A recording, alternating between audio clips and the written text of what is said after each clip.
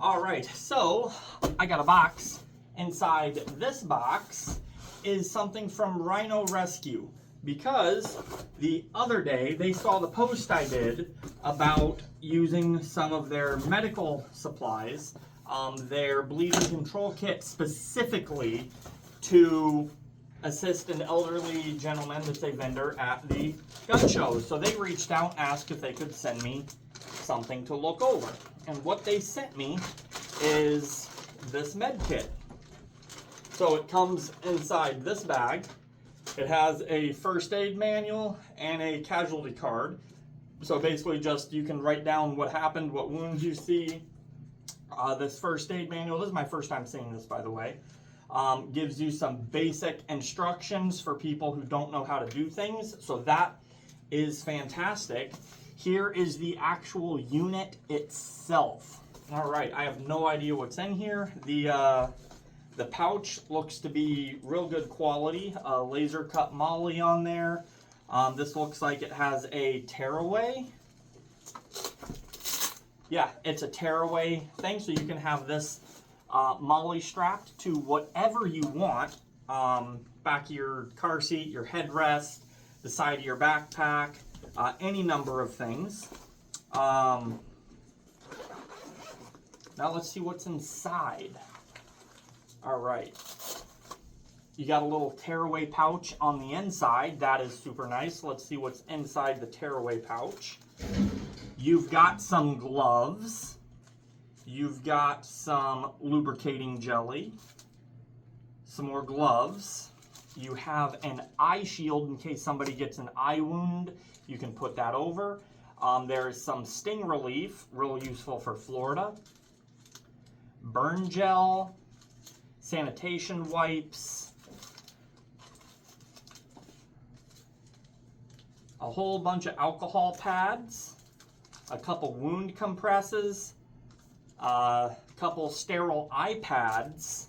So that's, put those down, put your metal dealio over top of it. Some wound plaster, tongue depressor, and a mouth-to-mouth mask, and some safety pins. These are actually super useful when things go sideways.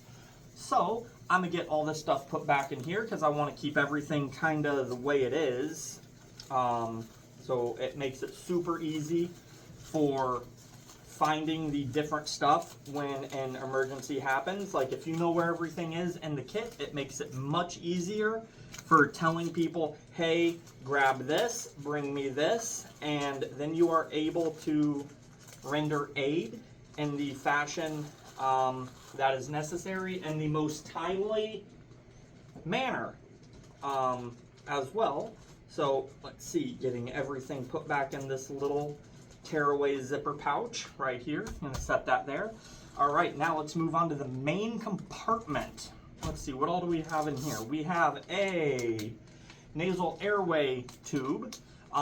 This, if somebody's choking and they can't get air, like something's the matter and they need something that is a direct line from the nose to the lungs, this gets fed in through the nostril, down the throat, and it makes it so they can breathe. Is this fun to have in you? No. You should try it anyway, just so you understand what it's like having that. You got some EMT shears in here. Let's see, we've got a tourniquet, a cat style tourniquet. These, you can never have too many tourniquets. A little mini permanent marker to write on your casualty card or put markings on people or on the tourniquet itself. There is a spot right here where you write the time that you applied it. So when the person gets to the emergency room, they know how long the tourniquet has been on. You've got an emergency blanket. Because when trauma happens, sometimes like people go into shock and they get real cold, and that's bad. And then you've got a splint. These splints are super cool. It is a thin piece of metal sandwiched between two layers of foam. So it's moldable. You bend it and make it so it can keep whatever limb, fingers, whatever stiff that you need to not be able to, or you need immobilized. let's see, this looks like an Israeli bandage. Yeah. So this is, see, what do they call it? Just an emergency trauma bandage. It's the same thing as the Israeli bandage. These work really well for fixing wounds. Let's see, we've got 2 things of compressed gauze. I used one of these on the gentleman a few days ago. You've got some medical tape, just a basic gauze roll. These, you can always use them. Always find a use for them. 2 chest seals. If somebody gets a sucking chest wound and, you know, they can't breathe, because it doesn't matter if you stick this thing in. If you have a chest wound, this ain't gonna do shit. It's not your airways that are the problem. If you have a sucking chest wound, when your diaphragm expands and your lungs want to expand, nothing happens because air gets sucked in through the hole in your chest. And if you don't have a thing to cover it and seal that up, and then burp the air out that's not supposed to be in there, you're not going to have a very long lifespan after that. We've got an abdominal pad, and let's see, a dry burn dressing, and a triangular bandage with some large safety pins. That seems to be everything that's in this kit. And there is a little Rhino Rescue med patch on the front. So, I personally like Rhino Rescue. I use their stuff because I'm not made of money. And medical supplies are expensive. The majority of all the medical supplies that you get, stuff like this, all comes from China.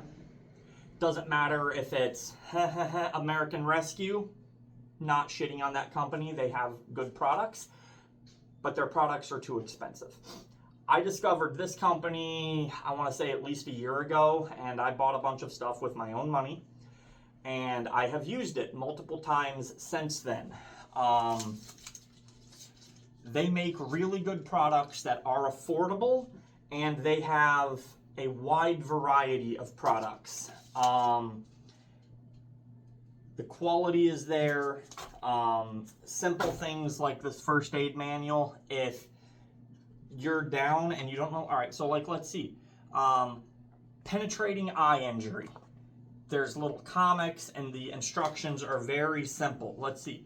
How to treat a burn.